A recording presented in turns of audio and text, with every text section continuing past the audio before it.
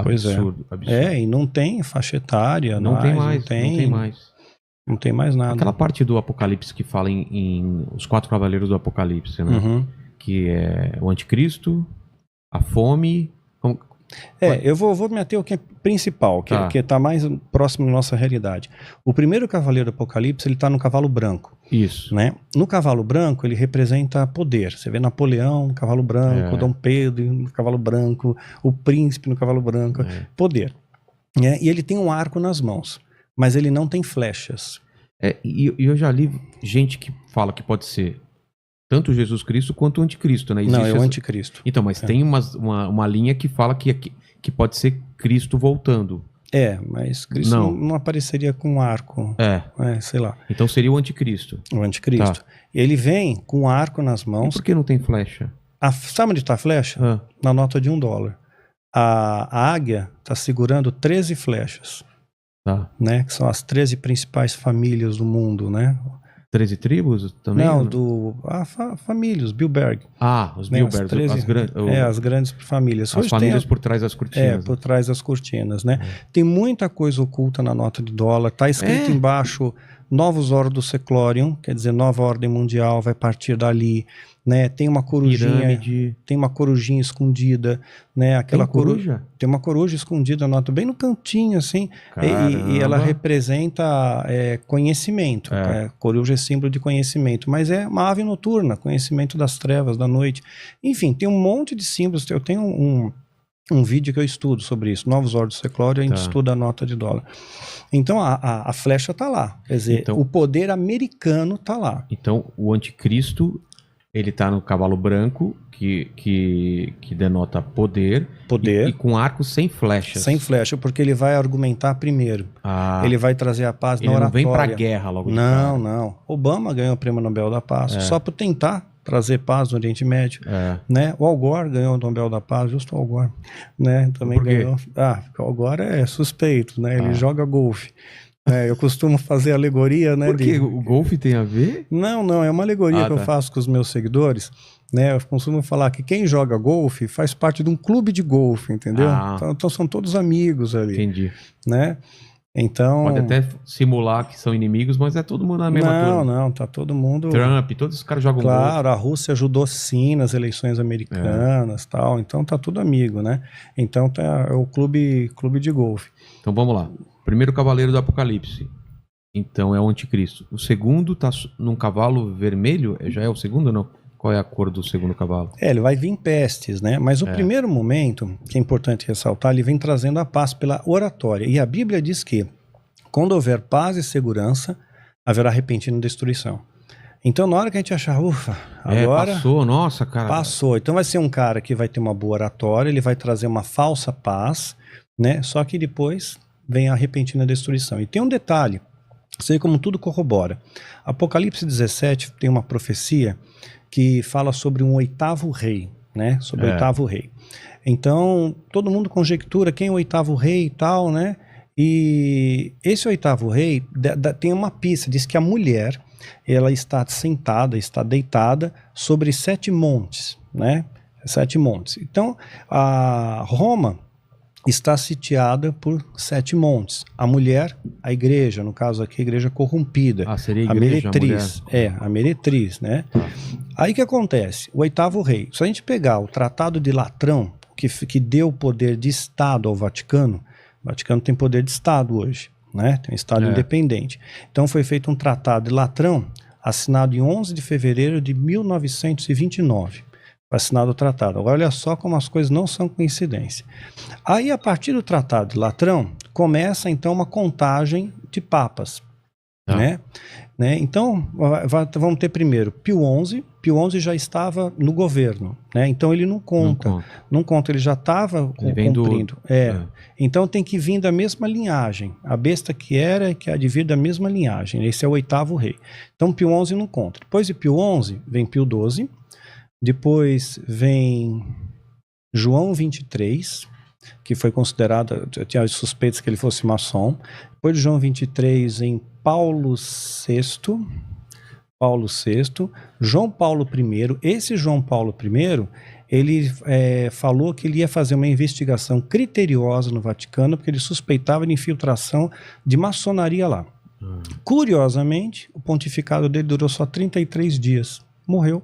Não fizeram nem necrópsia. Morreu, mumificaram o cara. Só porque queria levantar os maçons lá. Dom João VI. Aí vem João Paulo II. João Paulo I primeiro. Ué? Porque é o João VI. João Paulo... perdão. João Paulo I. Sim, João Paulo I. Isso. João Paulo II, né? Aí nós temos o Bento XVI, que renunciou. Lembra do dia que ele renunciou? Caramba, isso. Lembra o dia que ele renunciou? Não.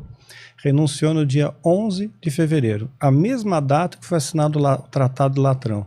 Sério? 11 de fevereiro de 1929. Ele renunciou em 11 de fevereiro de 2013. Né? Renunciou. Aí, curioso, não sei se você lembra dos detalhes, caiu um raio na Basílica de São Pedro, né? Foi mídia para todo quanto é lado. Nossa, bem no dia que ele faz a renúncia, cai um raio na Basílica. E a Basílica, ela foi construída, uma boa parte dela, com pedras que vieram do Coliseu, que era um local de morte, né? Os cristãos eram lançados lá.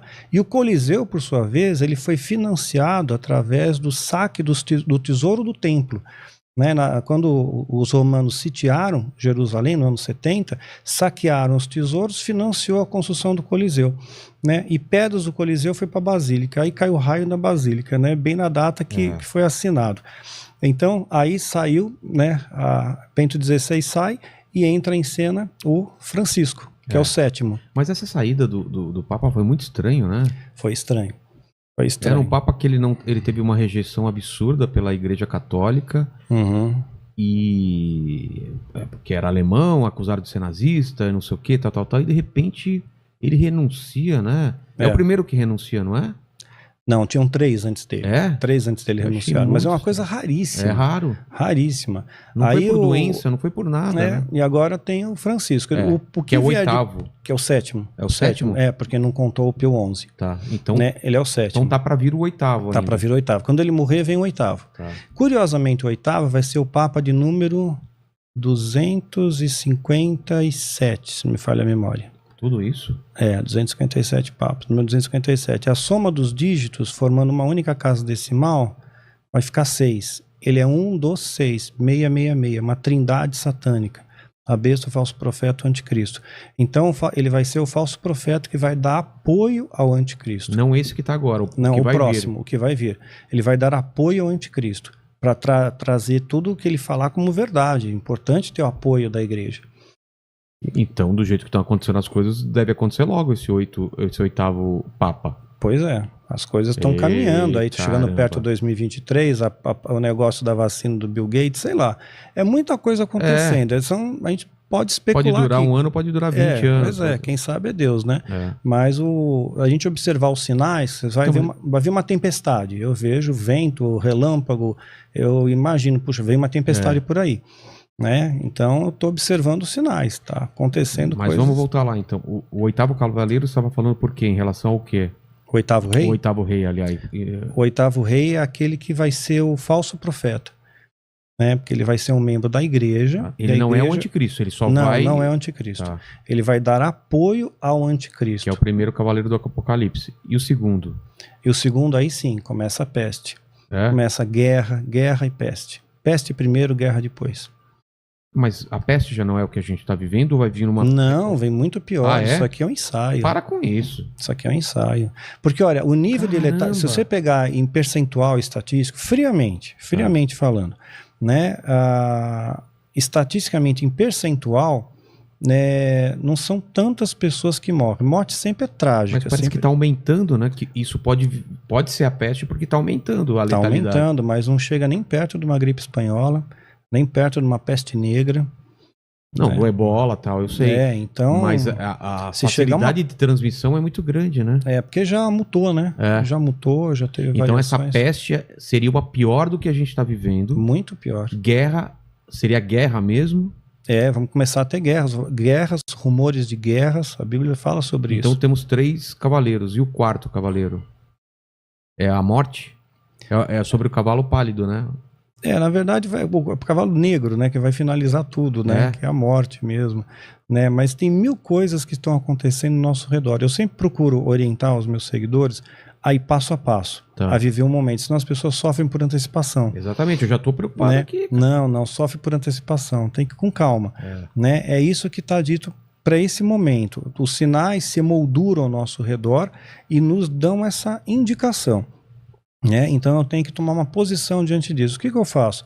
Eu procuro ter mais intimidade com Deus, eu procuro dar mais valor às pequenas coisas. Sabe que fizeram uma experiência? Foi uma enfermeira até que escreveu um livro, né, de pessoas, pacientes terminais. O cara está morrendo. O que esse cara que está morrendo ele fala? Puxa, eu tinha que ganhar mais 1 milhão. Eu precisava ter ido para Paris, eu não visitei a Disneylândia. Não tem isso. Não. Né? Não tem. Eu devia ter passado mais tempo com a minha esposa, devia ter abraçado mais meu filho, ter um filho, passado mais tempo com os amigos. Então, é essa a pegada, isso é a vida. Né? Tem até uma alegoria que eu acho interessante. Siddhartha Gautama, ele se transformou no Buda, né? Então, tinha esqueci o nome da casta, mas é uma casta sacerdotal, Brahmini. Um Brahmini chegou, ele queria fazer uma pegadinha para Buda. Então ele falou assim: você é um homem ou você é Deus? Se ele falasse que ele é um homem, ninguém vai seguir a doutrina dele, né? A doutrina dos 7 caminhos, o budismo, aquela coisa toda, né? Se ele dissesse que ele é Deus, poxa vida, a maior parte dos deuses indianos são zoomórficos, então ele não poderia ser Deus também. Então ele deu uma resposta, isso está na literatura, na biografia, que eu achei muito inteligente. Ele falou: não, eu sou simplesmente alguém que despertou enquanto todos dormem, né? Então é mais ou menos isso. É a gente despertar para essa realidade, o que é vida de verdade. Né? É a Matrix também, o filme da Matrix. É o Neo que desperta e entende que esse mundo, na verdade, é uma ilusão e tal. Sim, é você sair da membrana, que você estava falando antes, né? Sair dessa membrana aí. E as entidades diabólicas, eles trabalham unidos. Por isso que eles dividem a igreja. Hoje a igreja está muito dividida. Mas sempre foi assim, né? A igreja dividida. Nunca foi uma coisa... Não, na igreja primitiva, se voltar lá no calendário, a igreja primitiva ela foi forte até o ano 300 depois de Cristo, foi forte, unida para valer. Aí entrou Constantino, em 313 ele lança o Edito de Milão, em 325 ele estabelece o Concílio de Nicéia na Turquia, e ele então começa a deformar os valores. Aí nasceram santos, né, relíquias, mártires, né, aí contaminou os valores. Mas até o ano 300, né, depois de Cristo, a igreja era muito unida, a igreja primitiva era extremamente unida, se reuniam nas casas, não tinha templo, eram nas casas, né. Paulo, da prisão, ele dava orientação, dava exortação, dava direção, né. Hoje eu tenho ovelhas também, tudo virtual. Eu da minha casa, eu consigo dar orientação, exortação, todo mundo tem meu telefone, tem acesso direto a mim, então não tem aquela coisa, você não tem acesso ao pastor, tem acesso a todo mundo. Conheço todas as minhas ovelhas, sei o nome, sei a luta, sei a dificuldade, né? Então é um grupo pequeno. Eu poderia ter 30 mil ovelhas, mas eu prefiro ter 200 e cuidar bem dessas 200, né? E acho que se cada um fizesse um pouco assim, de cuidar do rebanho, o rebanho está muito machucado, o rebanho está ferido, né? Está sangrando, então precisa realmente cuidar deles, né? E fortalecer a fé, porque fortalecendo a fé você não precisa ter medo dessas coisas. A luz afugenta o medo, né? Essa paz que transcende o entendimento, ela afugenta o medo. E os demônios, eles trabalham em parceria.